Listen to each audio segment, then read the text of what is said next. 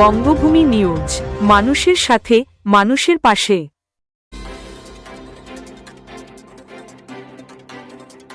জনসংযোগ বিধায়ক সুমন্ত মণ্ডলের শুনলেন এলাকার অভাব অভিযোগ।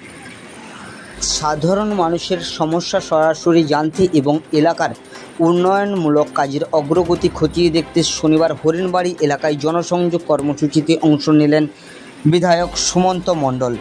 এদিন তিনি স্থানীয় বাসিন্দাদের সঙ্গে কথা বলে তিনি বিভিন্ন অভাব অভিযোগ শোনেন এবং এলাকার সার্বিক পরিস্থিতি পরিদর্শন করেন। জনসংযোগ কর্মসূচির অংশ হিসাবে বিধায়ক হরিণবাড়ি যুধিষ্ঠির আদর্শ শিক্ষায়তন বিদ্যালয় ও পরিদর্শন করেন। সেখানে বিদ্যালয়ের পরিকাঠামো, শিক্ষার পরিবেশ এবং বিভিন্ন প্রয়োজনীয় বিষয় খতিয়ে দেখেন তিনি। এরপর এক গাছ এক প্রাণ কর্মসূচির আওতায় বিদ্যালয় প্রাঙ্গণে নিজের মায়ের স্মৃতিতে একটি চারাগাছ রোপণ করেন।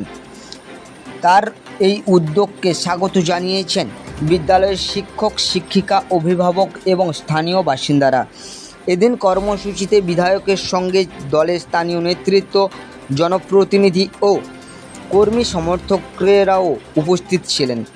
আমাদের হরিণবাড়ি মৌজা ৮০ নম্বর বুথে এখানে বিধায়ক সাহেব এসছেন। রামকচ্চর অঞ্চল পঞ্চায়েতের এর তরফ থেকে জনসংযোগ হচ্ছে। বিধায়ক সাহেব যেরকম এসছেন সেরকম আমাদের এখানকার মানুষজন সবাই এসছে, যারা কর্মকর্তা তারাও এসছে এবং পাবলিকও এসছে আমাদের এখানে।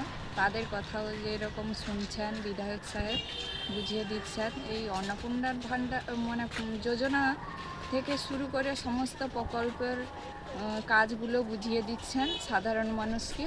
এতে মানুষ উপকৃতও হচ্ছে আর ওদের যে বক্তব্য রাখছেন তাদের সমাধানও।